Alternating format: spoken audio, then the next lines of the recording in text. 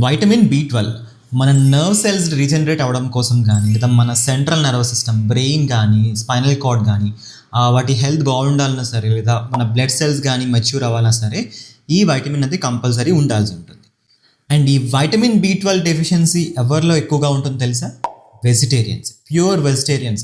ఎవరైతే ఈ non veg like meat కానీ లేదా ఎగ్స్ కానీ లైక్ డైరీ ప్రొడక్ట్స్ కూడా కొంతమంది తీసుకుంటున్నా ఉంటారు, ప్యూర్ వెజిటేరియన్స్. సో అలాంటి వాళ్ళలో ఈ వైటమిన్ బి 12 అనేది చాలా డెఫిషియెంట్గా ఉంటుంది. బేసిక్గా ఈ వైటమిన్ బి 12 అనేది మన బాడీ సింథసైజ్ చేసుకోలేదు.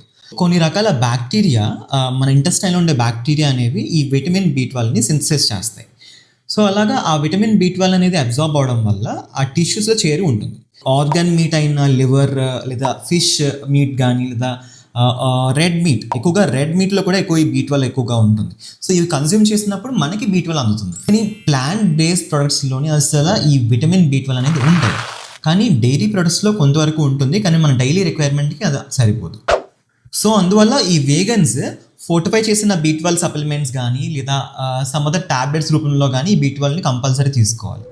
సో ఇక్కడ మనకి సప్లిమెంట్ రూపంలో తీసుకునే ఈ బి 12 కూడా ఎక్కడి నుంచి వస్తుందంటే పర్టికులర్ బ్యాక్టీరియాని కల్చర్ చేసి దాని నుంచి బి 12ని ఎక్స్ట్రాక్ట్ చేస్తారు.